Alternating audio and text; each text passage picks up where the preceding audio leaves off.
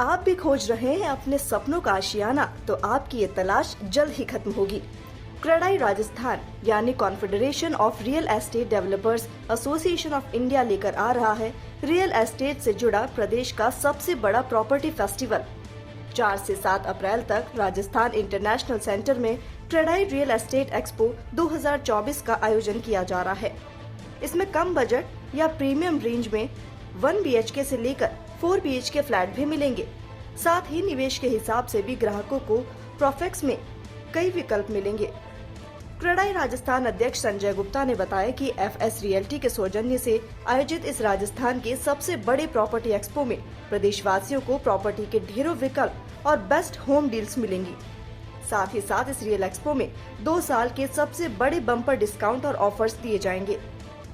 Spot booking पर Tata Tiago hatchback के साथ क्रेडाई की ओर से 6 लाख रुपए तक के निश्चित उपहार भी दिए जाएंगे। एक्सपो को कन्वीनर कृष्णा गुप्ता ने बताया कि एक्सपो में जयपुर, अलवर, अजमेर, उदयपुर सहित प्रदेश के विभिन्न शहरों के 50 से ज्यादा रियल एस्टेट व्यवसायी शामिल होंगे। इस दौरान 50 से ज्यादा स्टॉल्स लगेंगी, जहां कई प्रॉपर्टी मॉडल्स को डिस्प्ले किया जाएगा। एक्सपो के माध्यम से plot, flat, villa, farm, खेत, दुकान सहित अन्य प्रॉपर्टी का विक्रय होगा। एक्सपो में 10,000 से ज्यादा विजिटर्स के आने की उम्मीद है। वहीं इस दौरान expo convener Giriraj Agarwal, secretary Ravindra Pratap Singh और एक्सपो को कन्वीनर अमित विजयवर्गीय मौजूद रहे।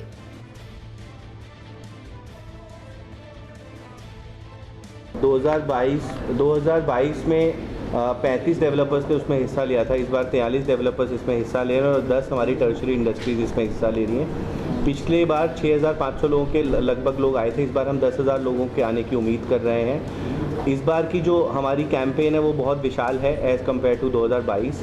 इसके अलावा इस बार हमने स्पॉट बुकिंग और विजिटर्स के लिए ऑफर्स बहुत अच्छे से स्ट्रीमलाइन और डिज़ाइन किए हैं। इसका फ़ायदा उपभोक्ता को मिलेगा और यूज़र्स को मिलेगा। तो सबसे उम्मीद यही करते हैं कि अगर जो भी प्रॉपर्टी बाय करना चाहता है तो हमने ये सुनिश्चित किया है कि ये 4 दिन अगले 2 साल के सबसे बेस्ट 4 दिन होंगे प्रॉपर्टी खरीदने के लिए।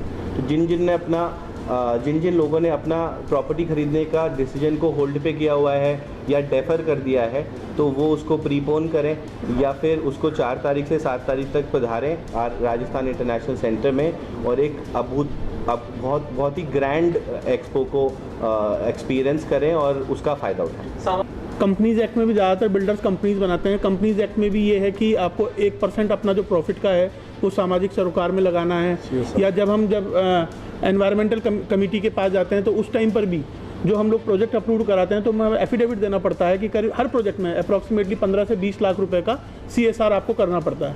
जैसे मैं आपको बताऊं, जितने भी जयपुर शहर में जो 100 फ्लैट से ज़्यादा की बिल्डिंगें होती है, मैंने देखा हमारे समस्त बिल्डर जो वहाँ पे मजदूर काम कर रहा था उनके बच्चों के लिए स्कूल बनाते हैं। इनफैक्ट जो मिड डे मील टाइप का भी एक प्रोग्राम चलाते हैं कि वहाँ पे खाने पीने की व्यवस्था हो जाए। 1-2 टीचर्स, जैसे मैं अगर अपने प्रोजेक्ट्स की भी बात करूं या रविंदर जी बात करें, कृष्णा जी बात करें, तो हम लोग अपने प्रोजेक्ट्स के ऊपर एक छोटा सा स्कूल बनाते हैं। वहाँ पे उनके मिड डे मील की भी व्यवस्था करते हैं। प्लस 1-2 टीचर्स भी रहते हैं जो कुछ भी, मेरा हमेशा से मानना है 1 0 से बड़ा होता है। कुछ नहीं से भला तो कुछ सही की कुछ तो उनके कान में पड़ रहा है, तो वो भी हम लोग ध्यान रखते हैं।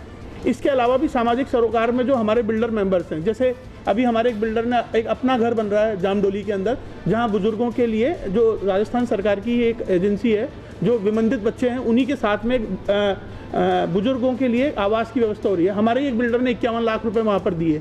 हमारे कई बिल्डर साथी ऐसे होते हैं जो स्कूलों के अंदर या पानी की व्यवस्था के अंदर, जैसे आप पानी का अभी क्वेश्चन पूछ रहे थे, कई बार ऐसा होता है जो पुरानी बिल्डिंगें भी हैं जहां पर हमने मेंबर से पैसा कलेक्ट नहीं किया है और सरकार ने कहा कि आपको 25 रुपये पर भी वर्ग फुट जमा कराना है। तो बहुत सारे हमारे मेंबर्स हैं जिन्होंने इसको सुमोटो जमा कराया कि नहीं, अब पानी तो चाहिए ही चाहिए।